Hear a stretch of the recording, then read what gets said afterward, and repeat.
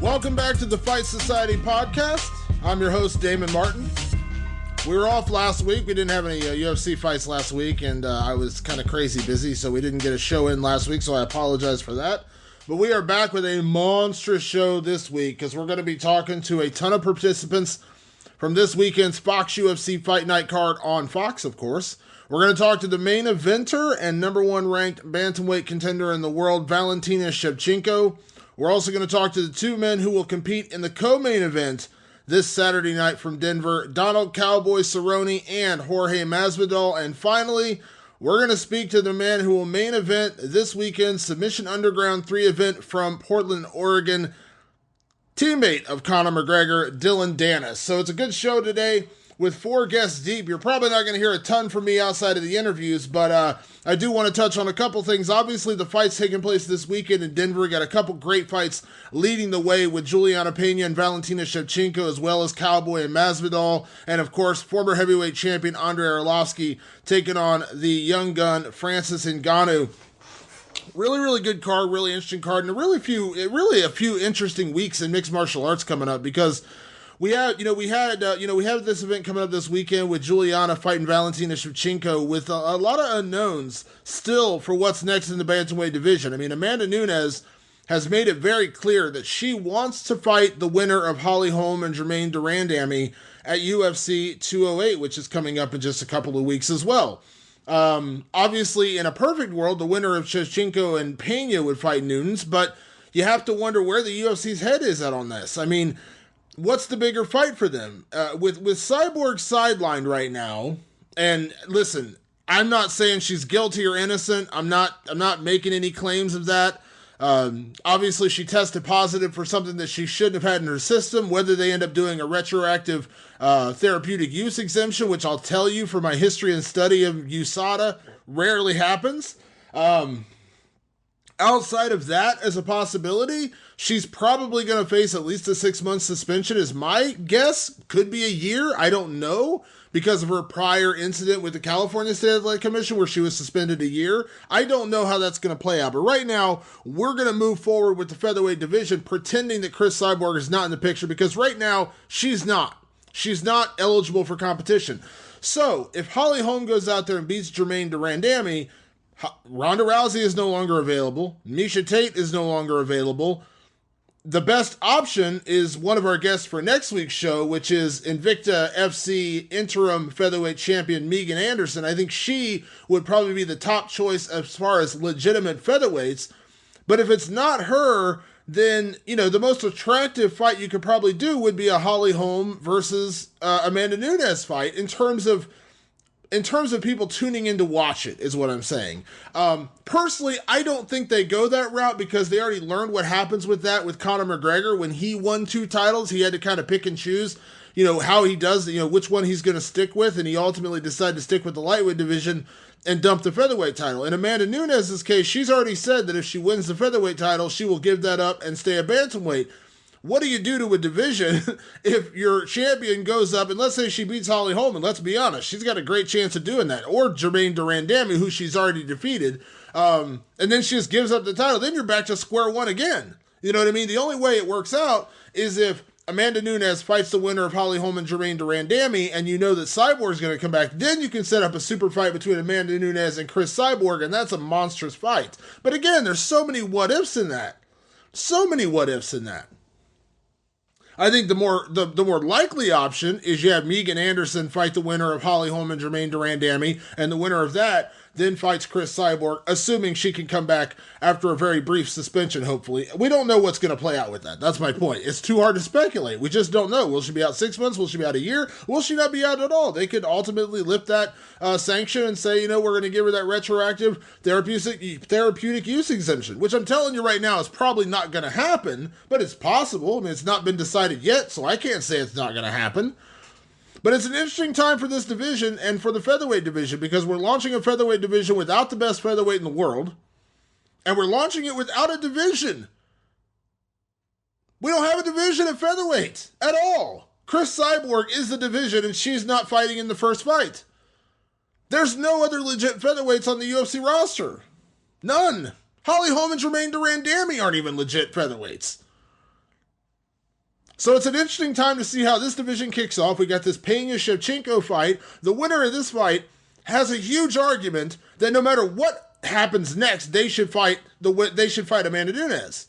Shevchenko fought Nunes to a hard-fought 3-round battle. I was at that fight. That was not an easy fight.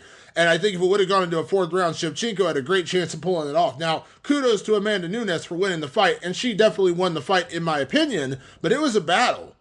It wasn't like Shevchenko got outclassed for 3 rounds, or she got outclassed for, 14 minutes and came back in the last minute.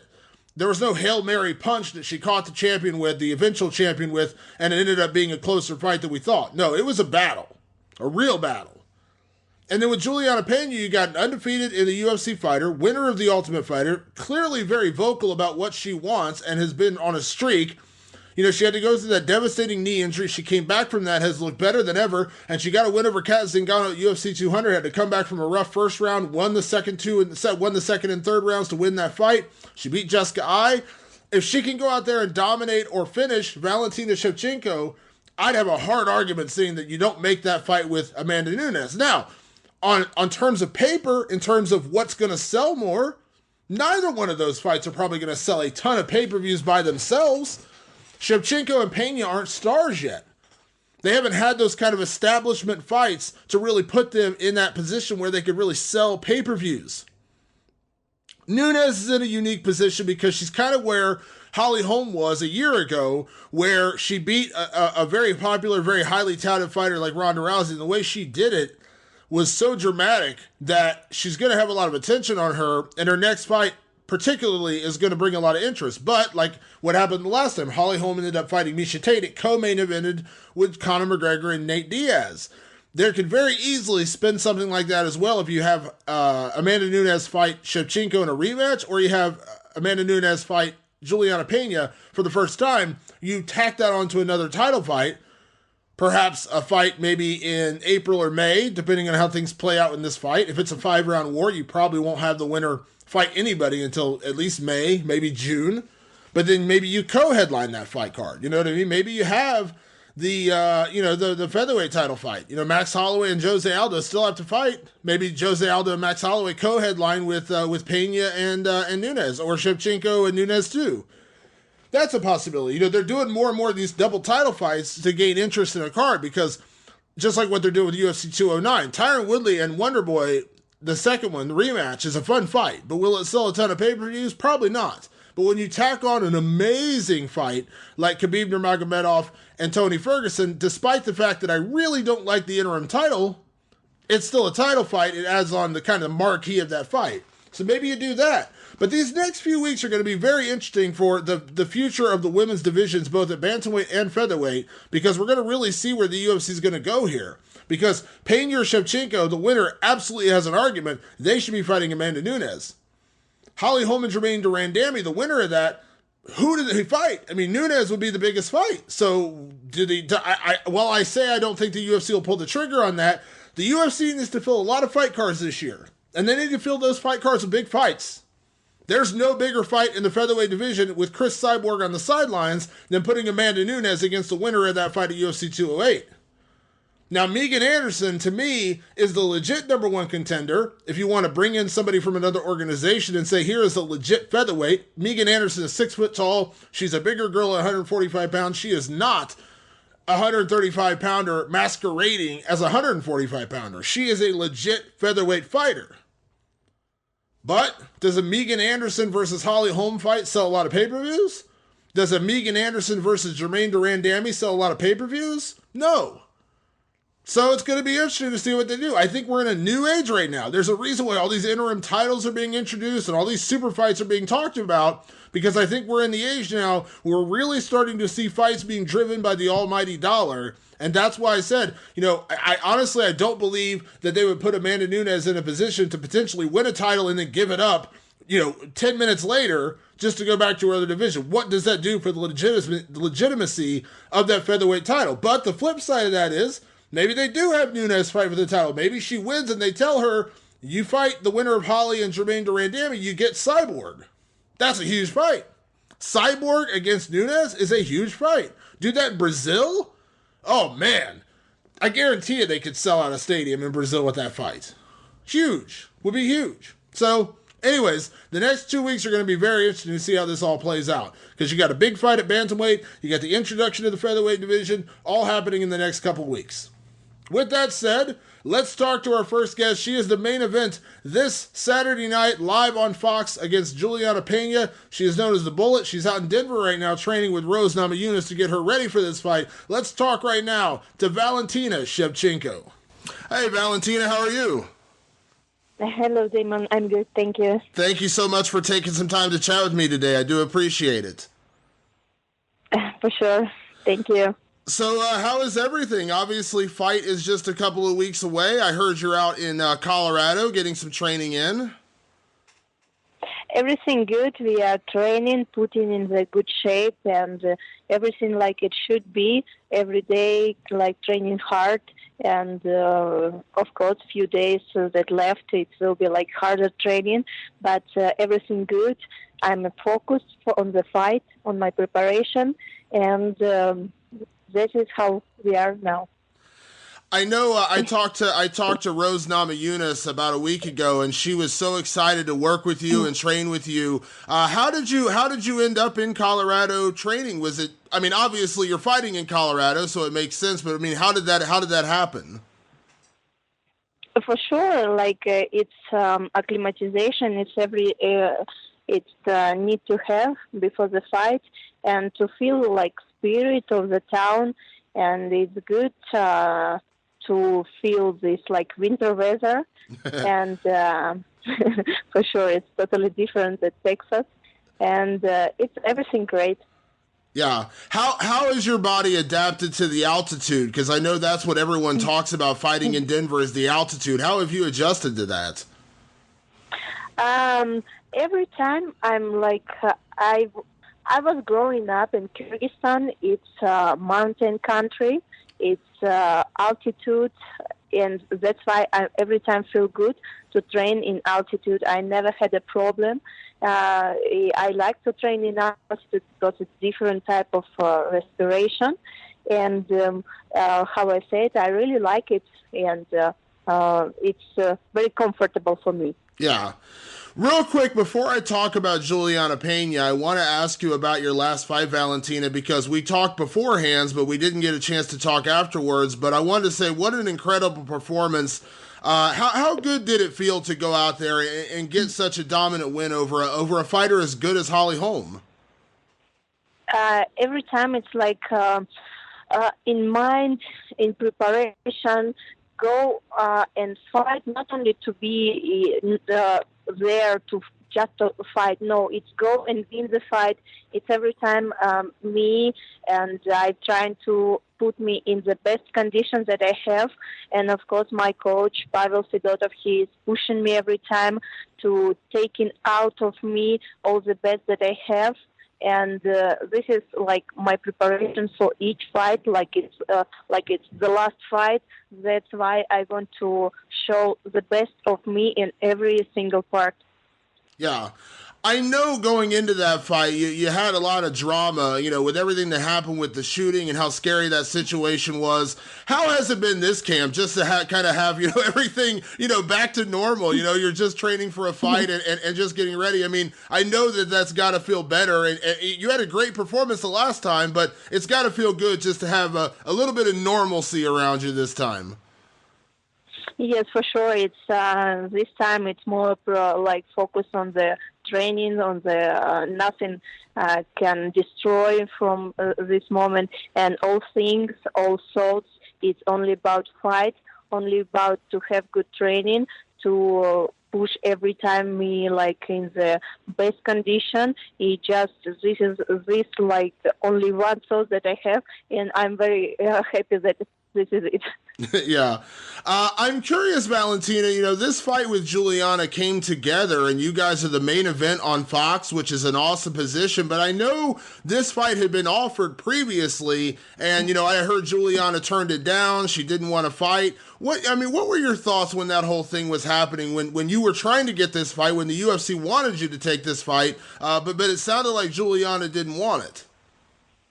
Yes, I did my part. I signed it for the UFC 205 in New York, And I signed my part, and Juliana turned it down. She couldn't. She didn't want to fight at the time, but I don't care about this because I'm a fighter.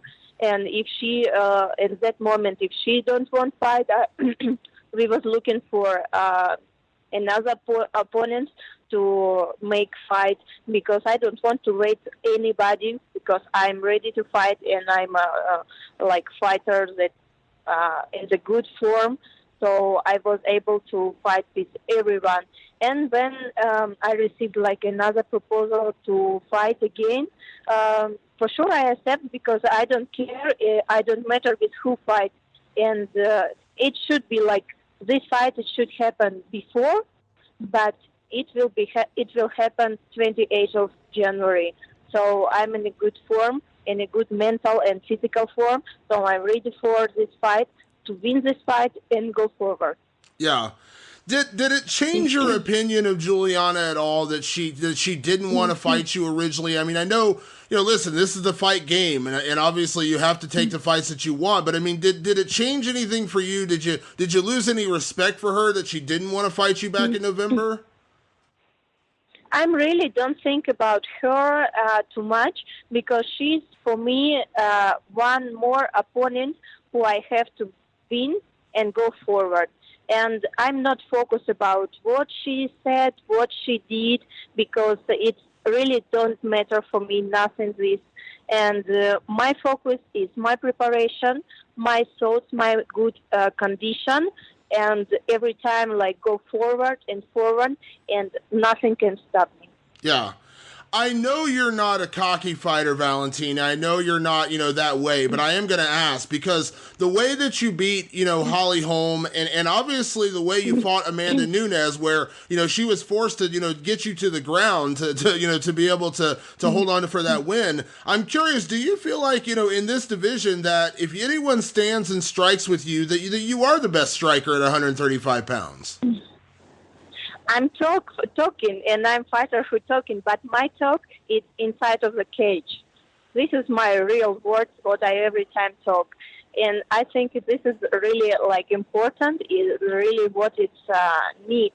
You can speak before the fight whatever you want, but inside of the octagon, inside of the cage, it shows who you are. And you can speak whatever you want, but who you are, it will be inside of the cage, how I said. Yeah, of course, how I every time repeat, my focus, my goal is on each fight to prepare me in my best condition to win this fight and do everything like in the best performance that I can. Yeah. Your focus, of course, is on your own training and your own preparation, but I am curious, Valentina, what do you think of Juliana Pena in terms of her performances, and what do you think about her wrestling? Because I think everyone looks at this fight and says immediately, she's going to try to wrestle you. I know, yes, I saw her fight, and she's definitely a girl who wrestles a lot. And she's a good fighter, strong fighter, but I'm better and I'm stronger. Yeah. You fought a 5-round fight in your last fight, and I know fighting 5 rounds is not easy. That's not that's not something you can just walk into. How confident are you that the longer this fight goes, the more it plays into your hand, that, if you could push the pace, that she'll be able to even hang with you for 25 minutes? It's every time to train more and put on every training more like condition, and even if you don't feel power to continue, you have to push yourself. How it say it's difficult on the training is on the fight. This is, I think, the real concept for every training. And if you don't feel good, you have to continue. This is it's motivation for all 5 rounds and putting in the very good work. Yeah. I'm curious, Valentina. You were dominant, very dominant in your last fight. I know you're ready for everything, but do you feel like this could be a very dominant performance for you when you look at yourself matched up with Juliana? I will do everything that will help me win the fight, and this is my goal to win exactly this fight and the next fight. And my goal, the first of all, is fight for the title. And nothing can stop me before I go there. So I will do everything, using my striking, using everything to stop and win the fight. Yeah.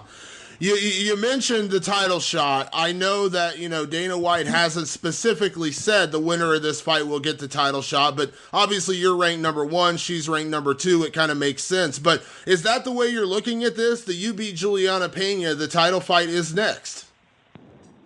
I hope it will be like this. I hope very much. And when I will win this fight, it will give me opportunity to fight for the title. Yeah.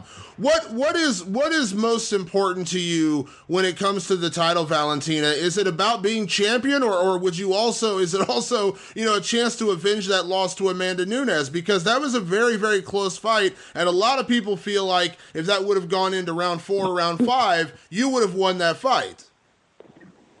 It's both.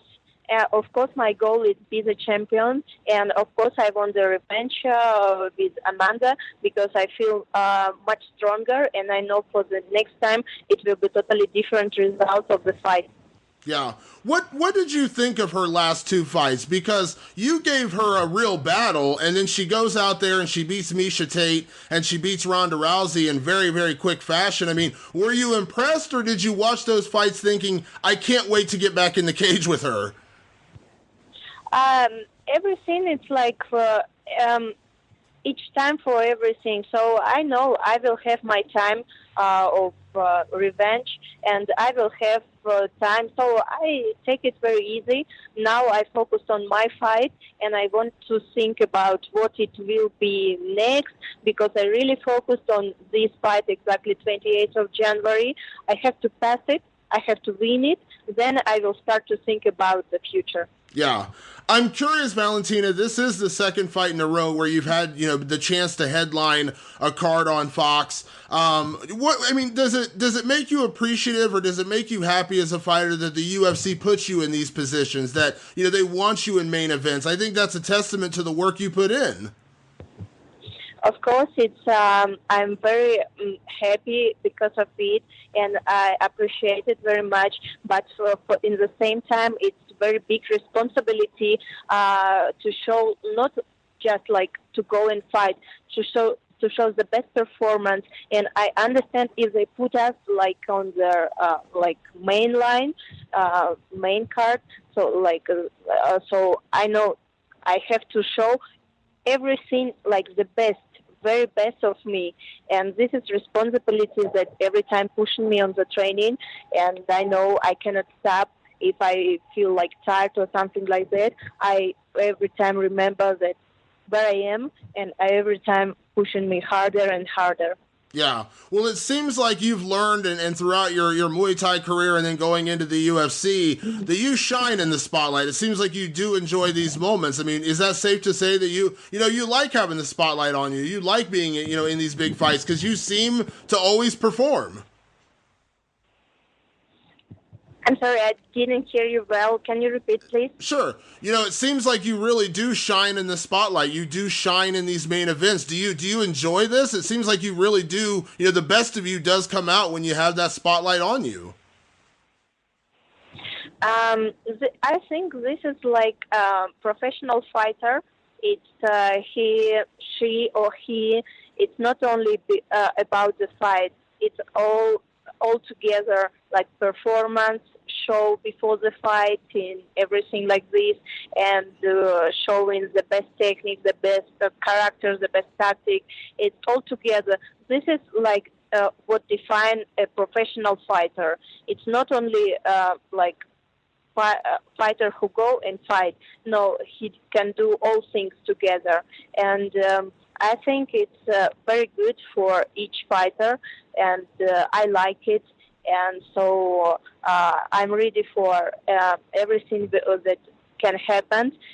But my main thoughts every time it's my training, in my preparation, my mental condition and physical condition. Yeah. So my last question, Valentina, and I know it's tough to make a prediction, but I am just kind of curious. How do you see this fight playing out with Juliana Pena on January 28th? I don't like to speak about like how it will be or how it can be, because I know exactly. I will do everything and put my best everything, like parts that I have, to win this fight. And this is what important for me, because I don't like to dream. I very like to do things, and I will do it. Now I'm training for this fight. I'm training very hard, and I will put me like in my best form to win this fight. Awesome. Well, Valentina, thank you so much for the time. Safe training the rest of the way, and I cannot wait to see you back in action on January 28th. Thank you very much. Have a good day. You too. Bye. Bye-bye. Listen, everybody wants to eat healthier. In this day and age of processed foods and fast food and all the different things you can put into your body, everyone is trying to eat a little bit healthier.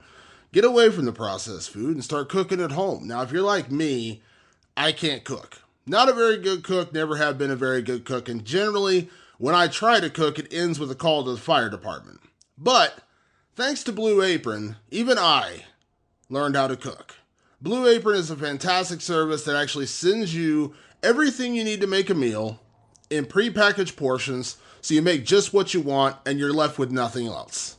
They give you everything you need, all the ingredients, the spices, the fish, the meat, the veggies, everything you need comes from Blue Apron.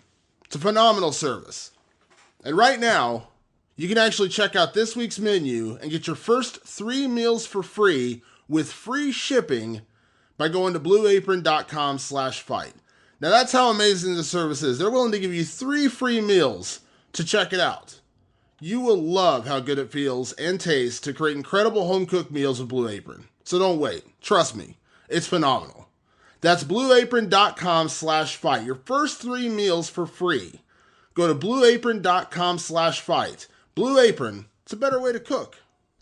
A big thank you, of course, to Valentina Shevchenko. Very much looking forward to that main event fight. And right now we're going to talk to a man who will fight in the co-main event. He's on an incredible win streak, coming off a head kick knockout over Matt Brown at UFC 206 back in Toronto. He is now making his return to action in his hometown. A lot of people forget Donald Cowboy Cerrone is a Colorado native. He takes on Jorge Masvidal in a very intriguing fight at 170 pounds right now. Of course, Cowboy's been on a big streak, and maybe he's looking at title contention. Let's talk right now to Donald Cowboy Cerrone. What's going on? Not much, man. Appreciate you taking some time to chat with me, as always. Sure. How's everything out in New Mexico? You at the ranch? Yeah, we're headed there. We're at Home Depot, so I missed your call and some shit up. Oh, all good, man. I appreciate you taking time to chat with me. So, how's everything, man? Obviously, fight's just a couple weeks away. Get to fight in your hometown, which I'm sure. I don't know what's better, fighting in your hometown or just getting to fight at all. Nah, I like them both. I like fighting at home though. It's gonna be a good time, man. Can't wait. Yeah. Did you were you pretty happy when the UFC kind of gave you what you wanted? I mean, you go out there, get the big knockout, and then you get to turn around. Because after everything happened in New York, man, it kind of sucked. You know what I mean? You had to wait, and then lucky you got to fight in Toronto, but they gave you the fight in Denver, which is exactly what you wanted. Exactly. So let me ask you about that last fight, man. Obviously, another big knockout for you, and I know you had to deal with a little bit of a strange attitude from Matt Brown going into that fight. But how did it feel to get that knockout?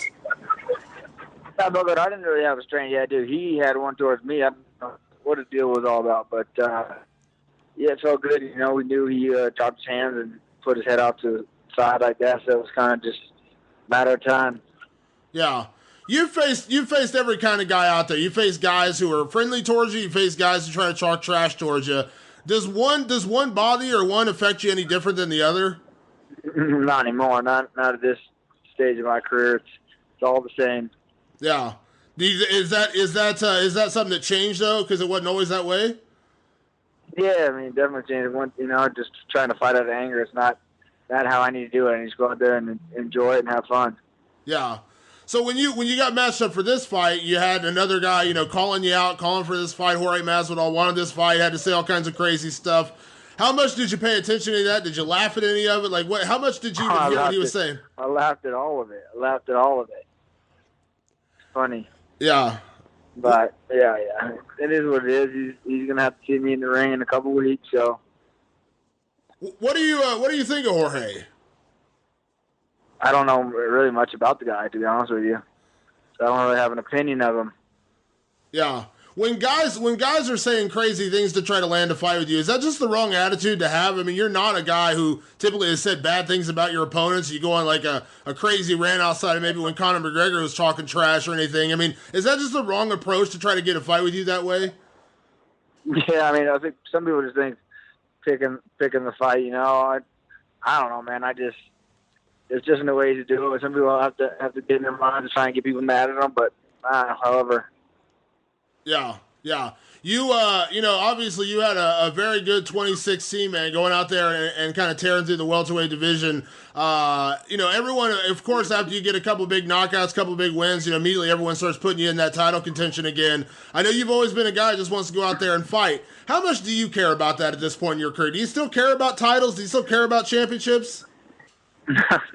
Not so much, man. I just care about keep on fighting. I know they got the Woodley Thompson's fight coming in March. I wouldn't mind to get a number one contender fight in March also, maybe on that same card, and then fight the winner of those two. So, yeah, is it more about opportunity, or is it more about getting the championship?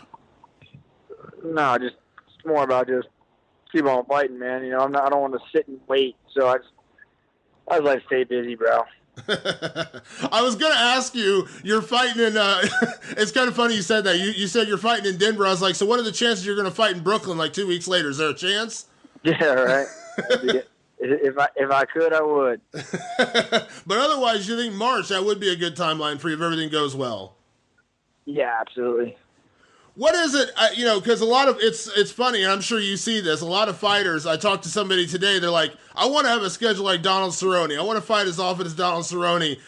Do you think you've kind of changed the sport in a little bit with your willingness to fight? Because people are saying that all the time. I talk to fighters all the time. They're like, I want to have a schedule like Cowboy. Do you get a laugh out of that? That people are trying to, you've kind of created a style in mixed martial arts where people want to do what you do.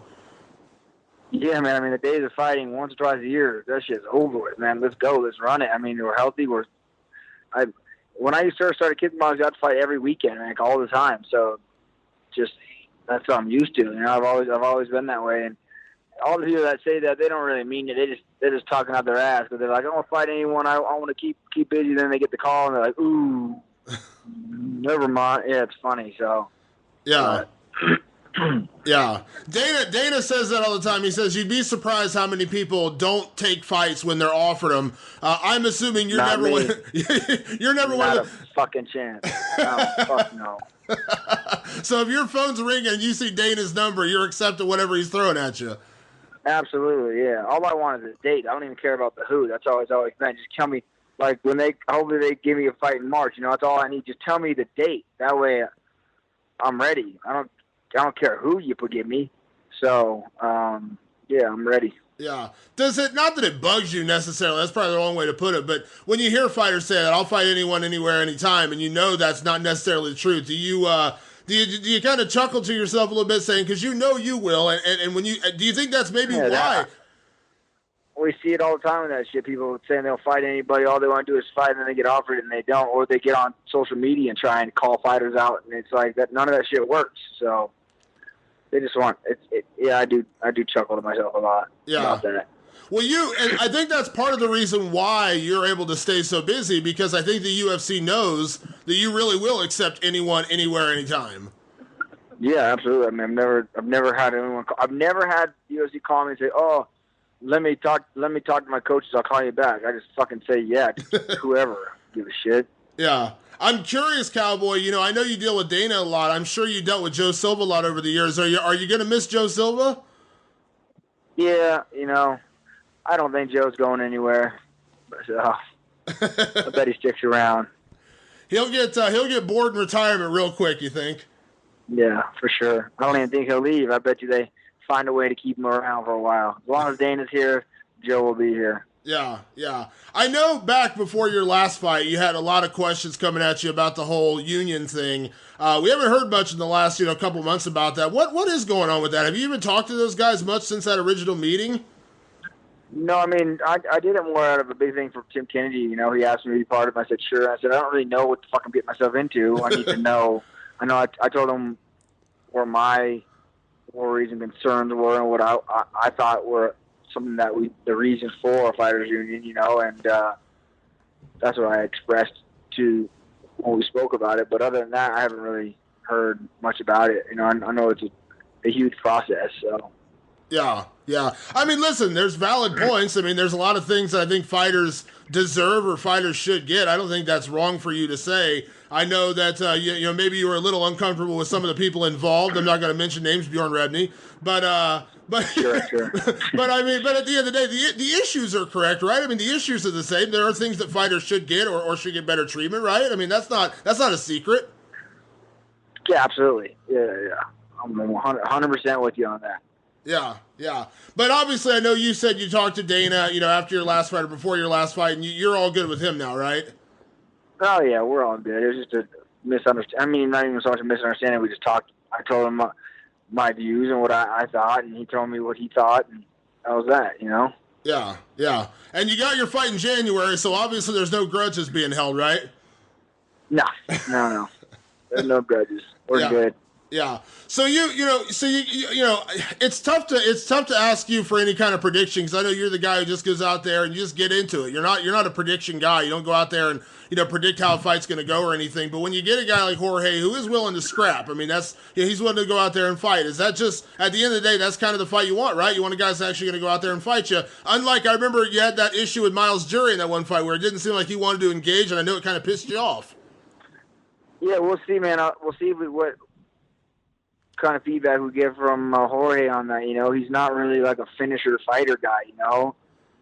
His last fight he accidentally won, and that's really the only fight I've ever seen of him. And he's really a decision kind of fighter guy. He's not really after the kill ever. So we'll see what Jorge shows up. If he's really all the fucking big badass talk that he says he's going to come rip my fucking head off.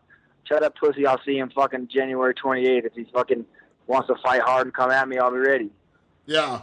Is that, I mean, does it, I don't know, worry's the wrong word. That's the wrong word to ask you. But I mean, does it kind of concern you a little bit that, they talk a big game, but then, he has had a lot of decisions, split decisions. I mean, very close fights a lot of times.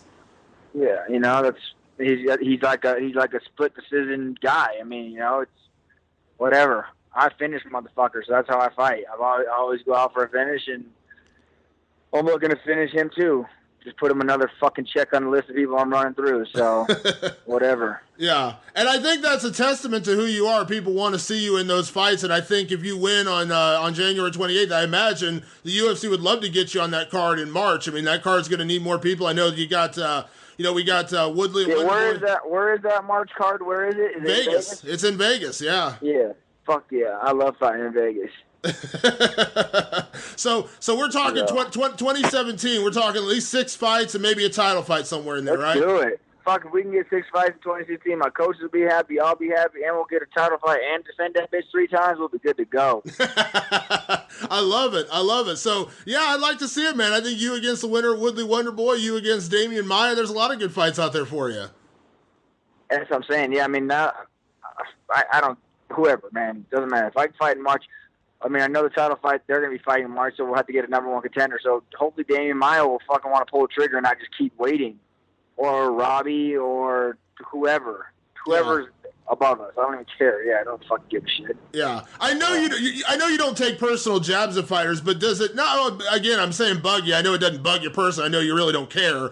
But I mean, sure. But does it annoy you when you hear it? Like, because I know Nick Diaz was offered Robbie Lawler, and I know for a fact he turned it down. Damian Maia was offered Robbie Lawler. He openly admitted he turned it down, and they're just kind of sitting there. Whereas you're staying active, and I mean, ultimately, I feel like that's your chance to leapfrog these guys. And they're just kind of sitting there. Diaz turned Robbie down. Fucking Maia turned Robbie down. You know who didn't turn fucking Robbie down? Me. I said, fuck yeah, bring that shit on. Yeah. So, yeah, that ain't no scaring me none. I love Robbie, but shit, come on. Yeah, well, hopefully if everything works out in this fight, maybe you or Robbie or you and Damian Maia in March. I know a lot of people would pay to see that. I would way rather fight Robbie for a title fight because it's going to be one hell of a fan expected ass-whipping fight. Plus, I'd like to have the title and get the brain damage after the fight. You know what I mean? Because that's going to be a for sure brain damage fight. if you're going to get brain damage, you better damn well earn it, right? Yeah, that's what I'm saying. With my lack of head movement and Robbie's punch combination, I need something going on here. So. I love it. Well, Cowboy buddy, I appreciate you taking the time, man. Obviously, safe training the rest of the way. Safe travels out to Denver, man. Always love seeing you fight, man. Always appreciate you taking the time. You got it. Right on. Appreciate it. All right, man. Now, it's not often that we get to kind of time these things so well, but with Donald Cowboy Cerrone being our last guest, why not move right into his opponent, Jorge Masvidal, who fights him in the co-main event. In a lot of ways, I think this would be, kind of the fight a lot of people are tuning in to watch. No offense, clearly, to Juliana Pena and Valentina Shevchenko. That's an amazing fight, and legitimately the number 1 and number 2 fighters in the division fighting for a potential title shot. But when you just look at action-packed excitement and some real disdain shared between fighters, it's Jorge and Cowboy, and let's make no mistake about it. That's kind of like it's a co-main event, but I think it could easily share the marquee with the other fight because there's a lot of people looking forward to this one, myself included. As some people call it, the people's main event, so to speak. That's kind of what this is. This is a fight that a lot of people are looking forward to, myself included, and everyone's going to have their eyeballs locked on this welterweight fight taking place on Saturday night. So let's talk right now to Jorge Masvidal. Jorge, what's up, buddy? It's Damon. What's up, man? Good, man. How's everything with you? Good, man. I appreciate you taking time to chat with me as always. Let's do it. How's everything out in Colorado?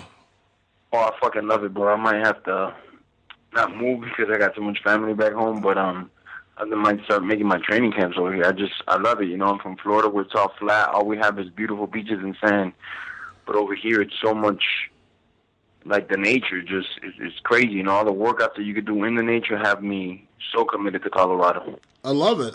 Now, be honest, though. Are you missing the weather of Florida?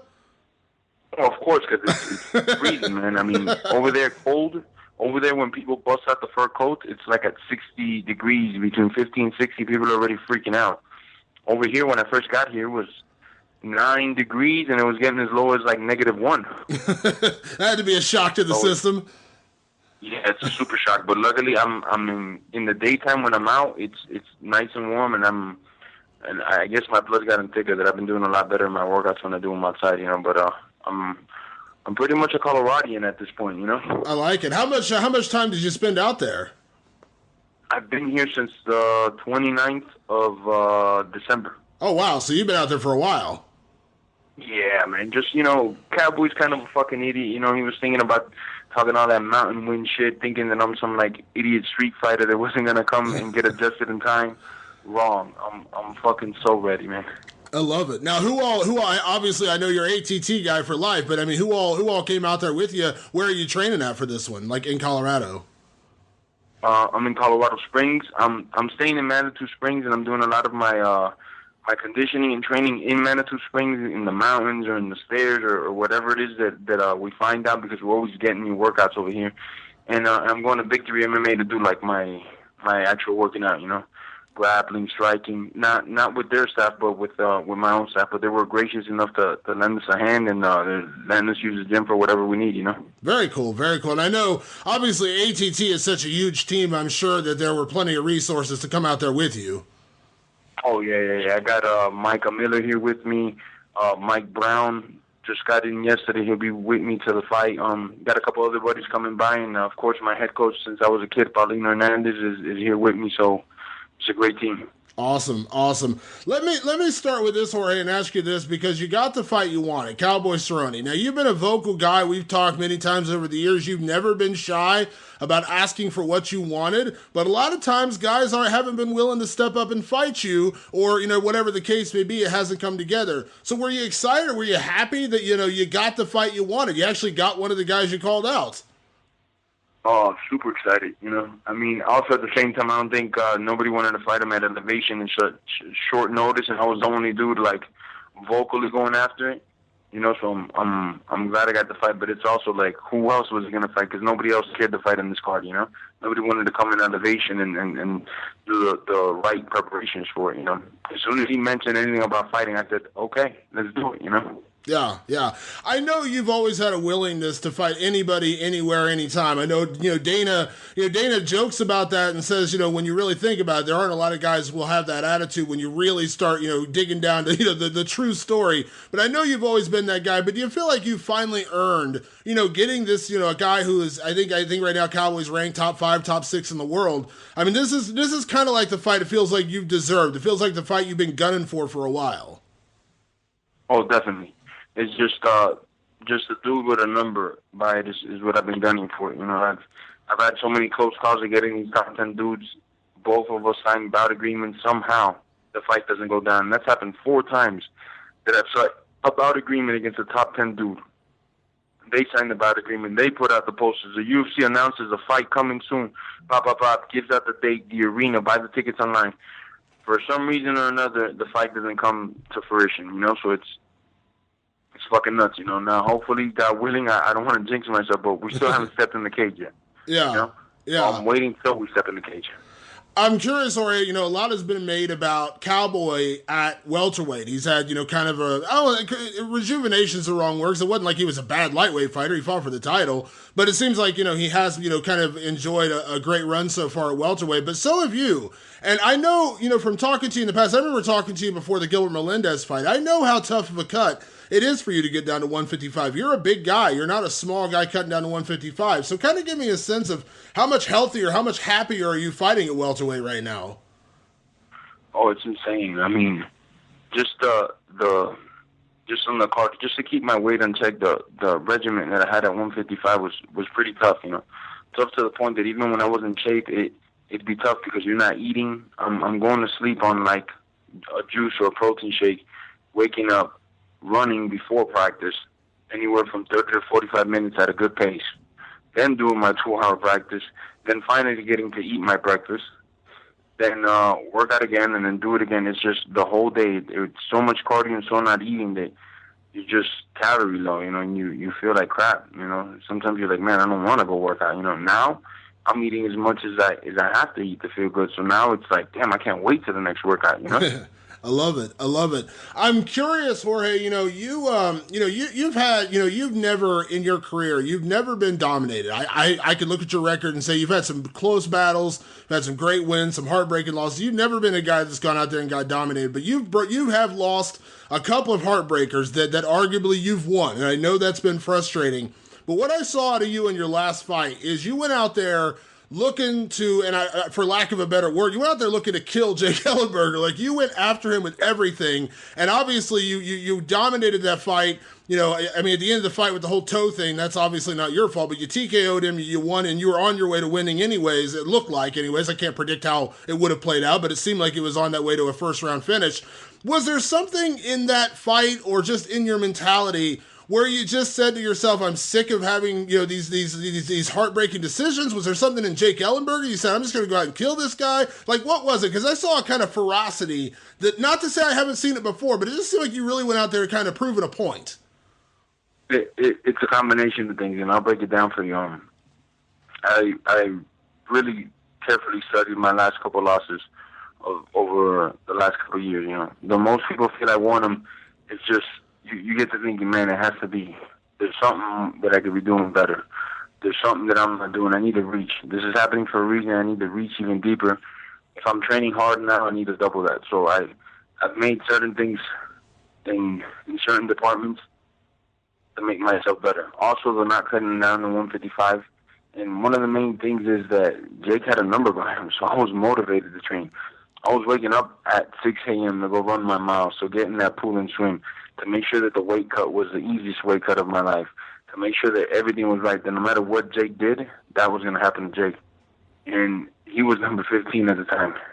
You don't want to even put into paper the type of motivation I've had to get my hands on Cowboy, somebody that I think is long overdue for a legit ass whooping, and he has number 5 by his name. All I've been doing is living, breathing, and eating, training, and decimating Cowboy. All I want to do is, from the moment that bell rings, feel each other out real quick, and then let's get to work, man. Let's just put on your hard hat, like Mike Brown says, and let's get to work. Yeah.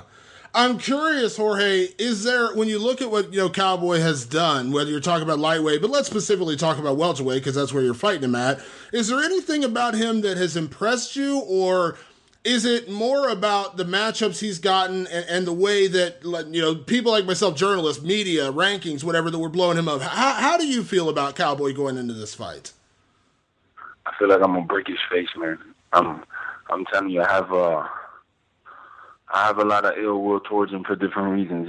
He's taken literally food from my plate on 2 different occasions. Of those fights that I was mentioning earlier that got pulled from me, they pulled fighters from me that were already signed, ready to fight me, and I was ready to fight them to give it to him. So I know it's not him intentionally doing that, but somebody's got to pay. You know what I'm saying? And that somebody's name is Cowboy.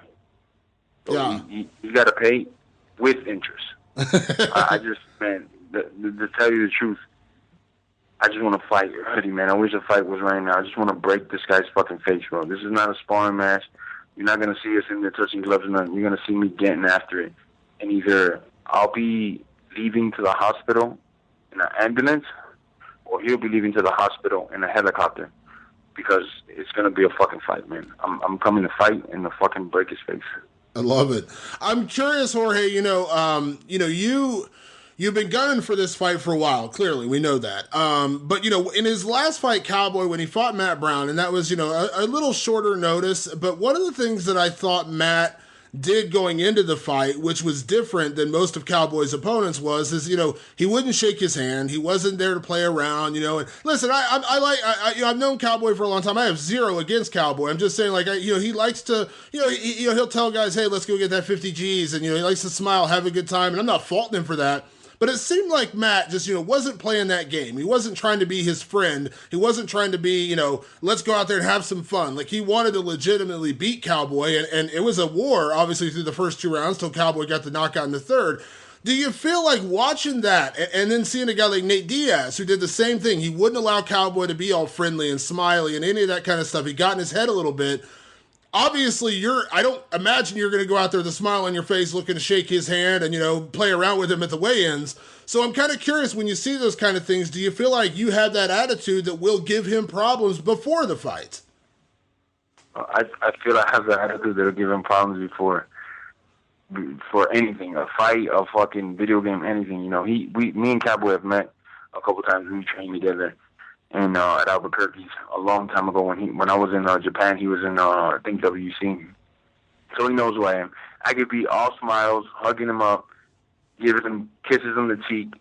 I'm still gonna beat his ass. You know what I'm saying? Or I could be the not so nice guy, and I'm still gonna beat his ass. He knows it, man. That's why he's reaching into fantasy. If I was talking about his wrestling nowadays is better. Me and this individual have wrestled before, and not to get into too much detail in it, but he was dropping guard after a little bit. He had just made that conclusion in his head that I can't take this guy down, and I don't want to keep getting taken down. I'm just going to drop guard. And if you get him on your show anytime soon, ask him about that, because it's hilarious to me that this individual would say he has better wrestling than me when we've wrestled already. We know what happened. And it wasn't just one day, So he's better off his back than I am when I'm on my back, but I'm not on my back ever, so it doesn't matter. That I'll give to him. He has good little the PJ stuff, like arm bars and triangles. You can do that just fine. But wrestling wise, it's another level. So when he said that comment, it just made me think like, damn, this guy's really reaching, man. I'm really in his fucking head, So I don't think I even got to do much more. I know I'm already in his fucking head. Yeah. I'm curious, Jorge. I hate playing this game. I really legitimately hate playing it. And I'm only bringing this up because I did talk to Cowboy last week. So I'm only bringing this up for that reason, because I asked him, because I said, you're a guy who brings the fight. You are a guy who, he's not going to have to look for you is what I meant. He's not a guy, you're not a guy he's going to have to chase or, try to engage or anything. You are a guy who will fight him because that's what you do. You are a fighter. And one of the comments he made, and like I said, I hate this he said, she said crap, but I'm going to bring it up anyways, is he said he hopes you come to fight, but he said, I hope he's not a split decision machine like normal or something to that effect. I want to get I want to get your reaction to that, only because it was so specific when I mentioned that comment about you bringing the fight to him. No, he's 100% true on that. I've had a lot of split decisions. You can't. That's the truth. I've had a lot of split decisions go against me. That's the truth. So hopefully, he could do what he does and get a win. But I know that's what he's thinking. He's like, oh, this is a guy that's a split decision dude. He's trying to justify all that. We've worked out together. He knows he knows the type of character I am in the gym too. I'm not the dude that folds under any circumstances, split decision or not. You can see it in any of my fights. I've been dropped on my fucking head a couple times, and there is no going back on me. If you drop me, the fight just got that much darker and deeper because I'm going to get up and I'm going to fight you with everything I have inside of me. He knows that. That's why he has to throw out little comments like that and hope that I come in there and try to outpoint him. I'm not going to outpoint this dude. I know I'm not going to win the decision in Denver. This fucking the white dude from Denver. You know what I'm saying? It's not going to happen. I don't win decisions in Florida. It's not going to happen. I'm going to beat this guy in his own home state. So I'm going to go in there and execute him. So he doesn't have to worry about the split decisions on this one, I promise you.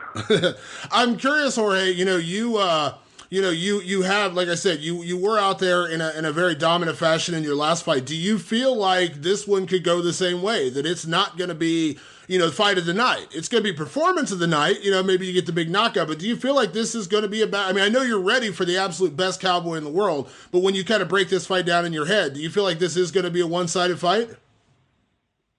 I know it's going to be a one-sided fight. There might be scrambles in it, like I heard him, and I go for the kill, and he gets in the takedown, and then I'm scrambling back up to my feet, and then I'm back in his face. I can see things like that happening, but I don't see him at any point having the lead in the fight, And I just see him eventually, like he does, or he's done in the past, saying, you know what, maybe it's not my day today. Let me look for a way out, You could look at all my losses. Don't go to my wins. Just go to my losses and look in my eyes and see if I've ever found a way out of a fight. If I ever even thought to tap or let me not engage and just be real defensive and try to survive. That's never happened in my career. I don't get taken down and shy away from it like, oh, let me just try to survive now. It doesn't happen, You can see in his fights where it's happened multiple times. So yeah, that's how I feel.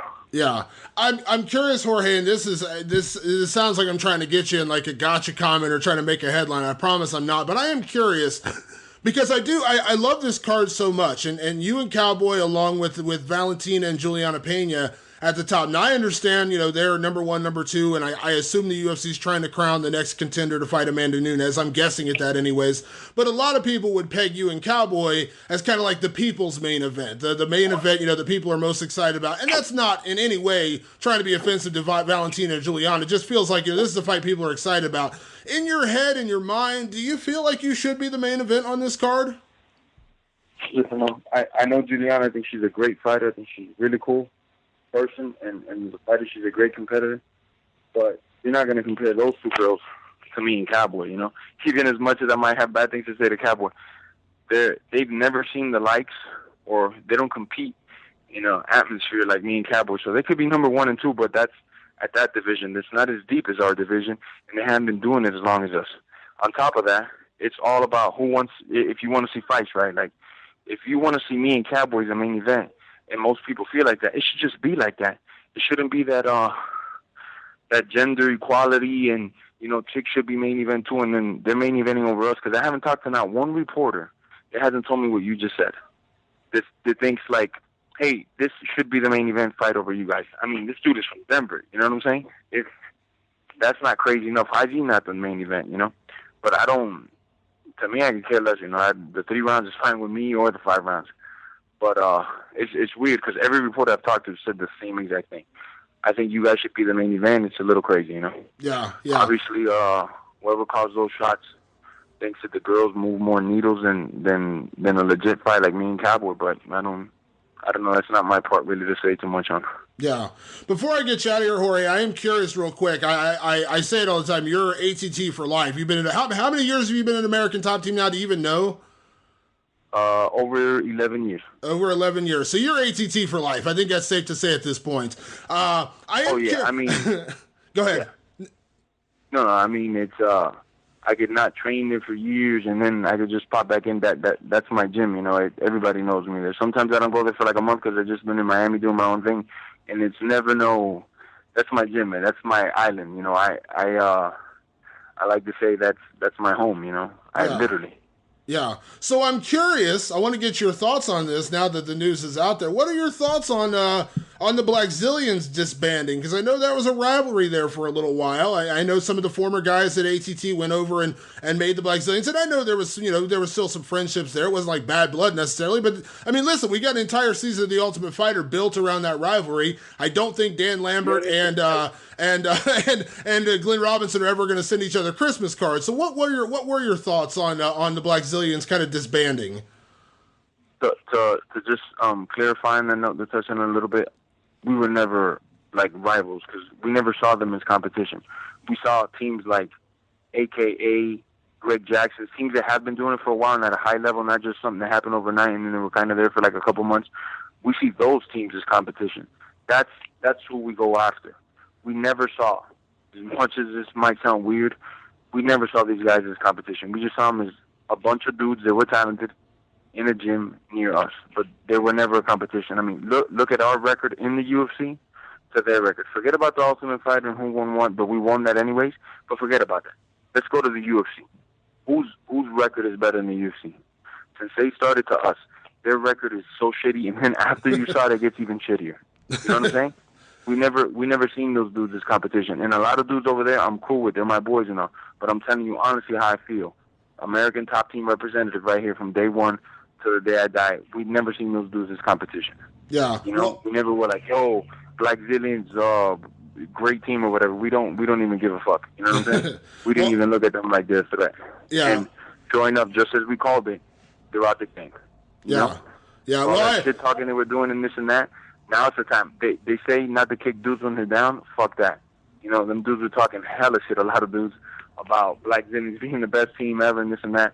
These dudes ain't even around no more, you know? There's a lot of cool dudes, a lot of talent over there, but don't try to knock something like ATP. We've been here for a long time, and we're going to be here even fucking longer. Yeah, I remember. I know it hurts a lot of people's feelings to hear that, but we've been here since, man, we've been here 10-plus years, kicking ass. Jeff Munson fought for a title. How long ago was Jeff's fight, Mike, against Tim Sylvia?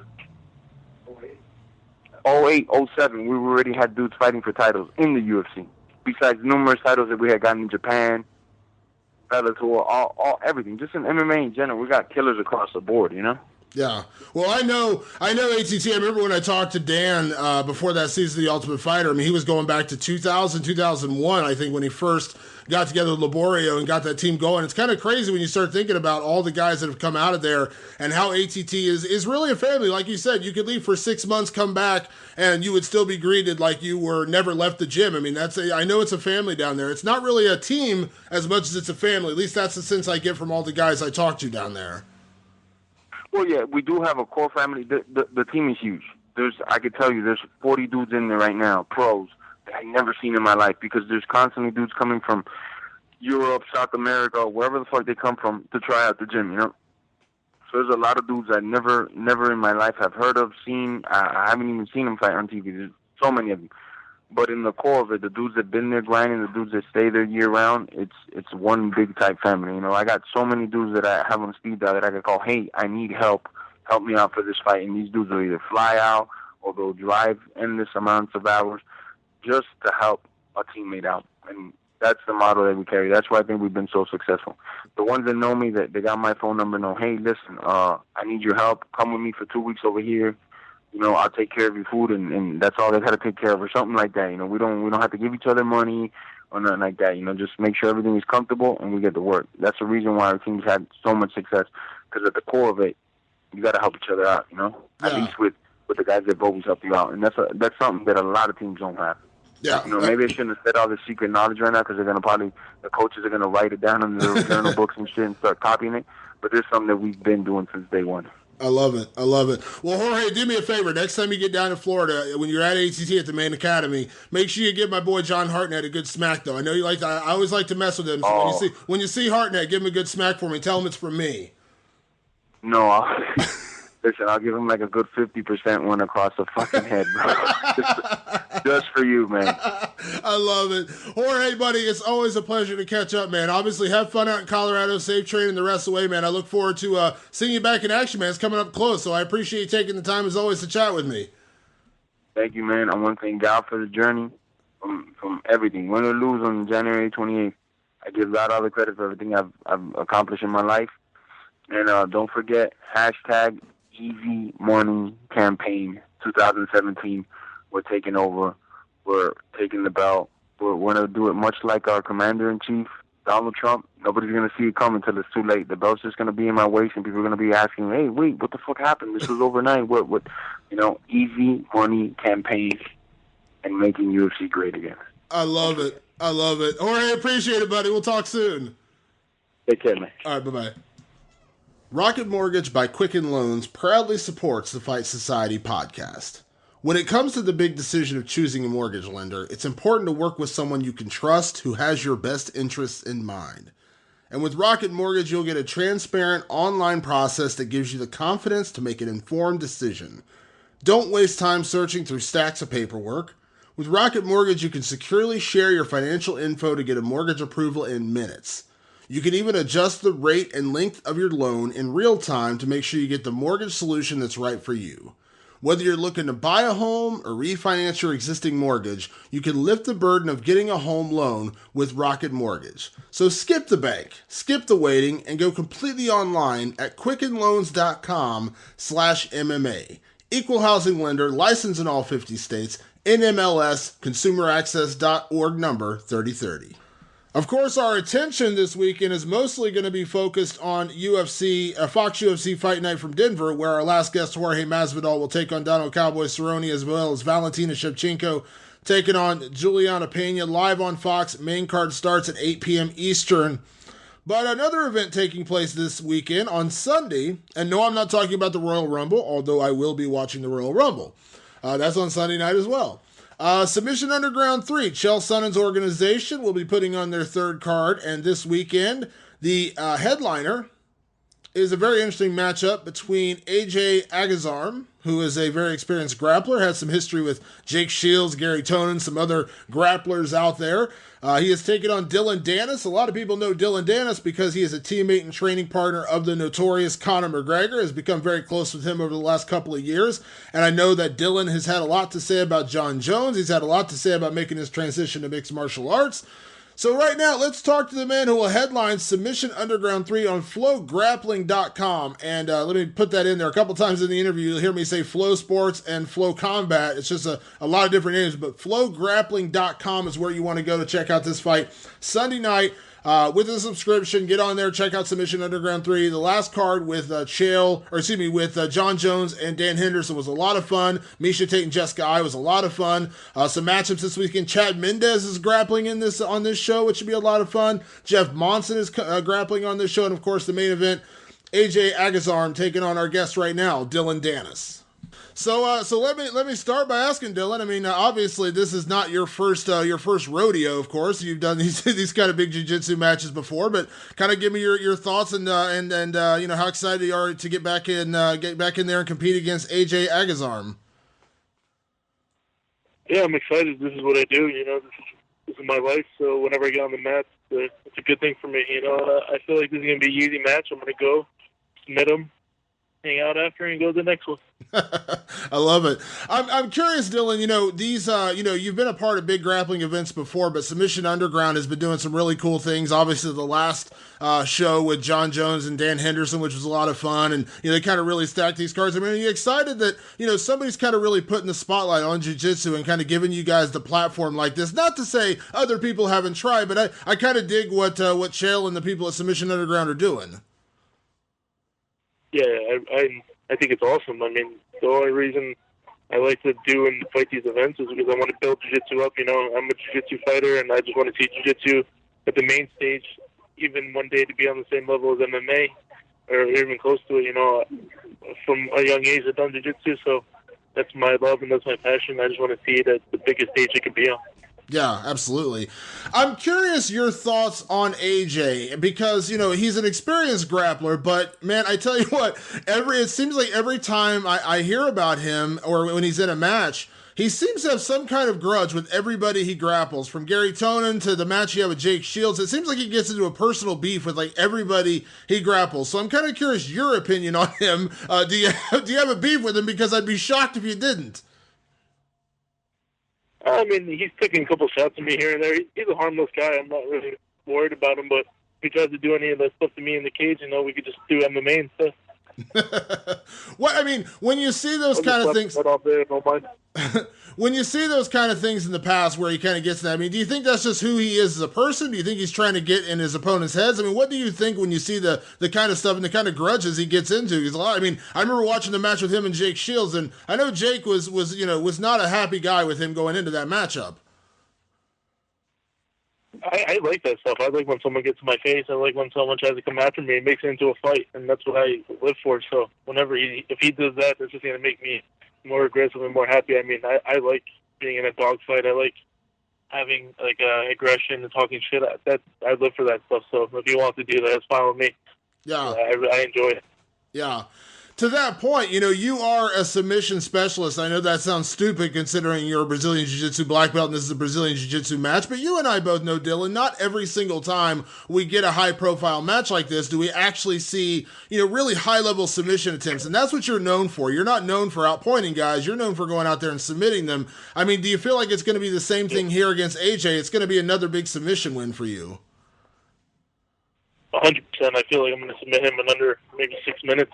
But he's a good staller, so it might be a little tricky because he does. That's what he's making his career off of, stalling people and stalling the fight. So it might be a little tricky, but I'm prepared for anything. And when I say I'm going to do something, I go out there and do it. Yeah, this is a good spotlight for you. Obviously you've been getting attention for your grappling matches for a long time, but we can't ignore this last couple of years for you. You've really kind of come into the spotlight. Do you kind of relish these moments when you do get the main event spot, this kind of big spotlight on you and on this matchup? Yeah, I appreciate everything. It's very important to be able to sit back and appreciate and count your blessings. I even though I'm on the main event, I don't take it for granted. I think it's a amazing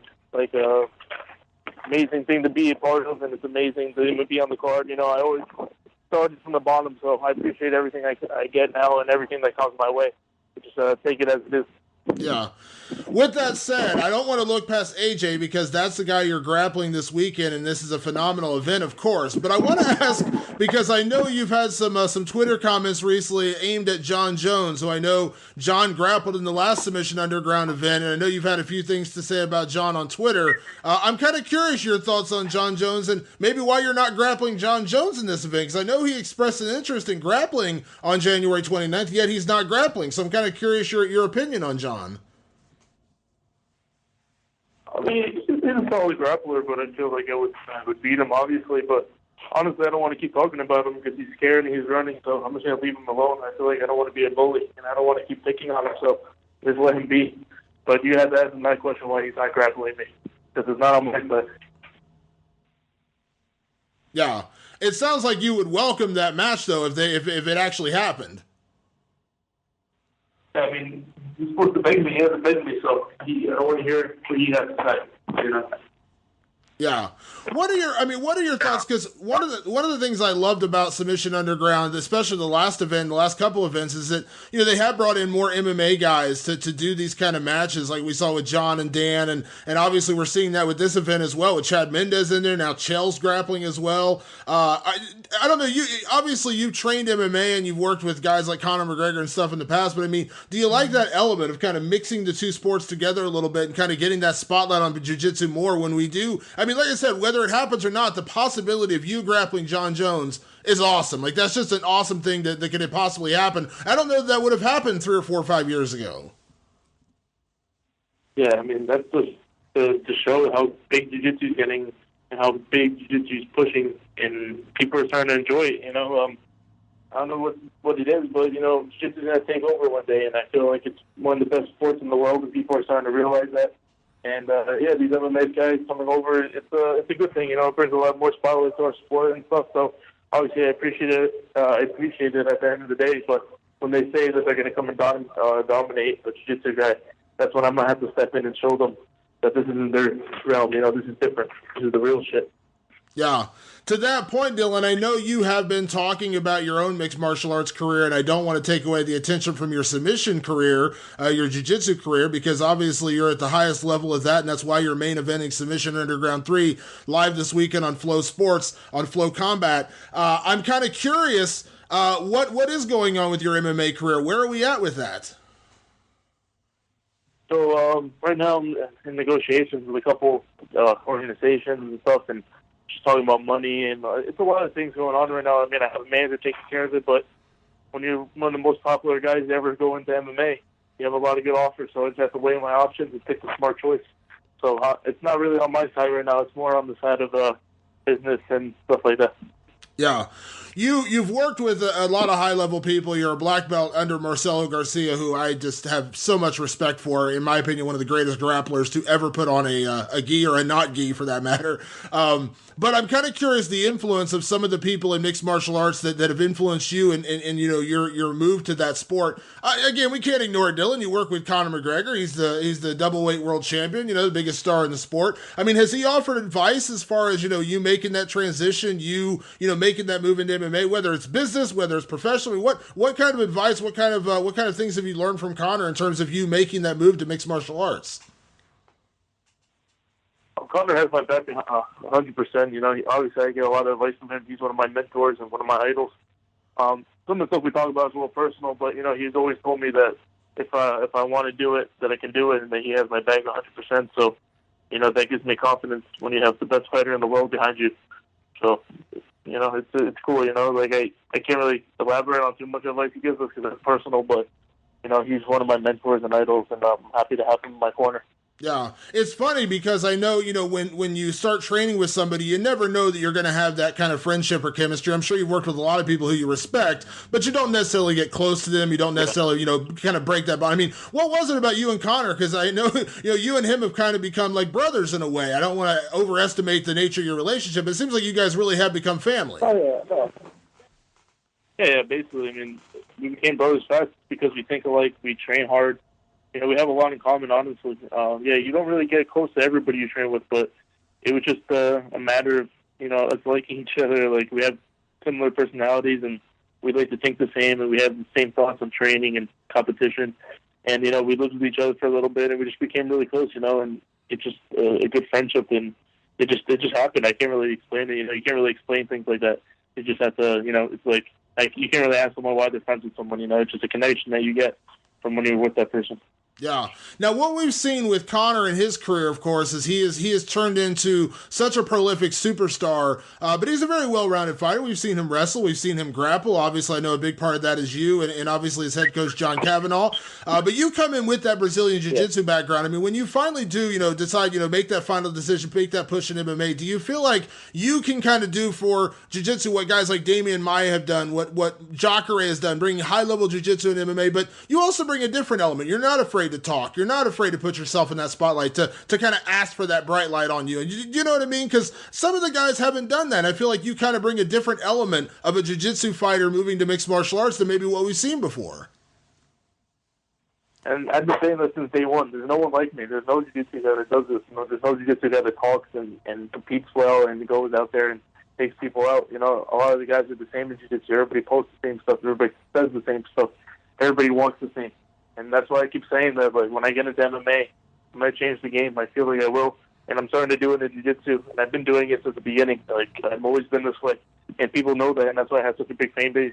Even before what happened with training with Conor and all that stuff, obviously that elevated me, but I was always like this. So I always felt like I was going to change the game. And I feel like I'm going to continue to do so. And one day in MMA, I'm going to change everything that people conceive of a jiu-jitsu fighter. Yeah, absolutely. Obviously, this weekend, January 29th on Flow Sports, you're going to be taking on AJ Agazarm in the main event. With that said, Dillon, I am kind of curious, before I go back to AJ in 1 second, I'm kind of curious for your MMA stuff. Who all would you, I mean, obviously you train with Conor, you train with those guys. Who all would you be working with as you get ready for your MMA debut? I have a lot of good people in New York, New Jersey, but if I was gonna have my debut, I'm gonna probably talk to Conor and make a wise decision on where I'm gonna be full time. I want to go into MMA and take over. I want to go into MMA, just be there to be like another guy. I want to go and win the belt. So I'm gonna train smart and do the right things and have the right people around me. Yeah, and I imagine opportunities like this where you do get to grapple in a main event like this against a guy, like AJ, who, again, kind of, tends to, I don't know how to put it more bluntly, kind of pisses people off, pisses his opponents off a little bit. It seems like this is kind of like the spotlight for your grappling. And then, it makes a natural transition to the next phase of your career, which I imagine is going to be mixed martial arts. Yeah. I have some goals left in jiu-jitsu, so the money has to talk in MMA right now for me. If the right offer is there, I'm going to definitely do it. But right now I have goals that I have set out since I was 15 to do in jiu-jitsu. So, the good thing is I have a lot of options, and I can't complain. I'm living a good life right now. So I'm enjoying every little part of it. Yeah. My last question for you is this, Dillon. Again, I know one of the things that I love about you and a lot of the fans love about you is you're not afraid to ask for what you want. You're not afraid to let your voice be heard. You go out there, you grapple AJ Agazarm this weekend, Sunday, Flow Sports, Submission Underground 3. You win. You said within 6 minutes you're predicting a submission. What you're thinking? Do you have an idea in your head of what you're going to say afterwards, of maybe who you're going to call out or what you're looking at next? You have to wait and see. I can't give up. I can't give it up now. But definitely. I'm going to take all of them out one by one either way. So it doesn't matter who I call out because I'm going to get every single one of them, and then I'm going to go and take out every single one of them in MMA. So just know I'm going to clear out jiu-jitsu and I'm going to clear out the MMA too. I love it. Dillon, I can't wait to see you in action this Sunday. I appreciate the time. Obviously, best of luck this weekend. I look forward to chatting again soon. Yeah, thank you. Appreciate it, man. All right. Bye-bye. A big thank you to all of our guests today. Of course, Valentina Shevchenko, Donald Cowboy Cerrone, Jorge Masvidal. They all fight Saturday night. Fox UFC Fight Night from Denver. Had to get all that in. And then Sunday night, our final guest, Dillon Danis, will grapple AJ Agazarm in the main event of Submission Underground 3 live on flowgrappling.com. Make sure you check all that out.